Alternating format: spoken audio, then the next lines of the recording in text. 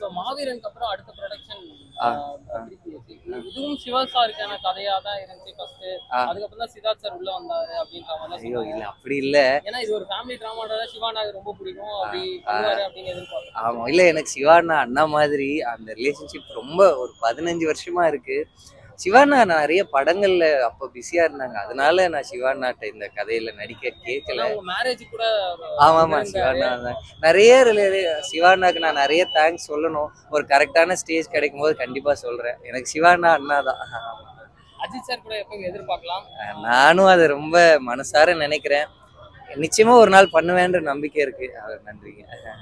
3 BHK நல்லா இருக்கு.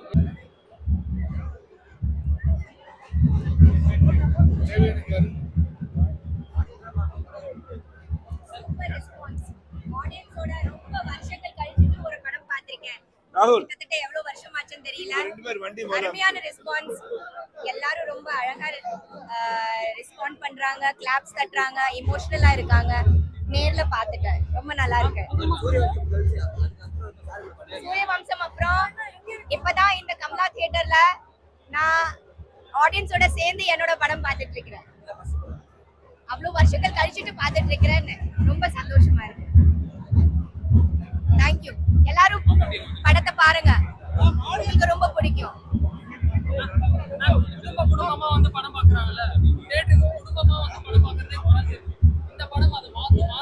கண்டிப்பா கண்டிப்பா, இது ஒரு நல்ல ஃபேமிலி ஃபிலிம். எல்லாரும் குடும்பத்தோட வாங்க, உங்களுக்கு ரொம்ப பிடிக்கும். 3 BHK இது உங்க படம், உங்க வீட்டோட படம்.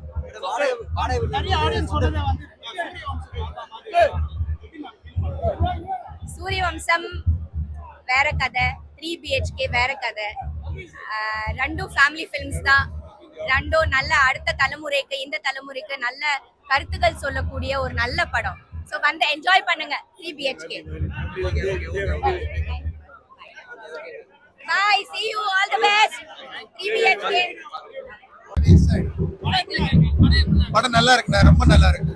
எல்லாருமே பார்க்கணும், ஃபேமிலியா வந்து பார்க்கணும்.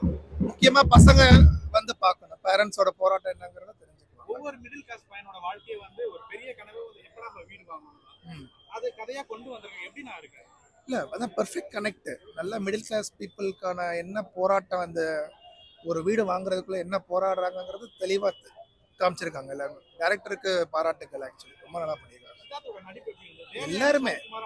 எல்லாருமே நல்லா பண்ணியிருக்காங்க. அவங்கவுங்க கேரக்டர்ல எல்லாருமே நல்லா பண்ணியிருக்காங்க.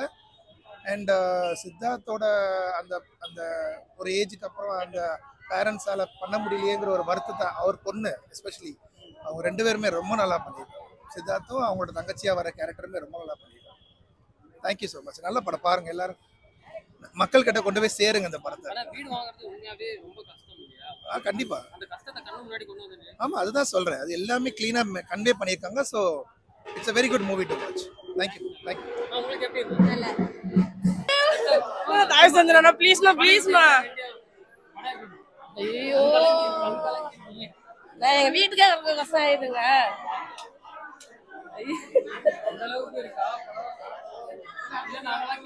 அந்த அளவுக்குலாம் இல்ல, உண்மைதான். நான் பாத்துருக்கேன். எங்க வீட்டுக்கு என் பையனும் புரோஜனம் இல்லதான், என்ன செய்ய முடியும்? அது மாதிரிதான் இப்ப அந்த கதையே ஓடி இருக்கு. உண்மை. சாட்டிஸ்ஃபைடா சார்? ரொம்ப சந்தோஷமா இருக்கு. நான் இப்பதான் ஃபர்ஸ்ட் டைம் ஆடியன்ஸோட பாக்குறேன். இன்னும் நிறைய ஆடியன்ஸோட திருப்பி பார்க்கணும்னு இருக்கேன். கண்டிப்பா அவங்க ரியாக்ஷன், ஃபீட்பேக் எல்லாத்தையும் எடுத்துக்கிறேன். தேங்க்யூ. ஏன்னா உங்களோட ஆடியன்ஸ் 8 தோட்டக்கால் படம் பார்த்துட்டு உங்ககிட்ட நீங்க என்னதான் ட்ரெய்லர் அப்படி கட் பண்ணி விட்டுருங்க, அந்த மனுஷன் அப்படி வச்சிருக்க மாட்டார், உள்ள ஏதோ த்ரில்லிங் எக்ஸ்பீரியன்ஸ் அப்படின்னு எதிர்பார்த்தாங்க. இது எப்படி இருந்துச்சு? ஆக்சுவலா இந்த படத்தை த்ரில்லரா இல்லாம ஒரு இமோஷனல் டிராமாவா பண்ணணும்னு ஆசை எனக்கு. கண்டிப்பா 8 தோட்டாக்கள் மாதிரி அடுத்து ஒரு கரெக்டான கதை அமைஞ்சா கண்டிப்பா 8 தோட்டாக்கள் மாதிரி ஒரு படம் பண்றேன். நிச்சயமா.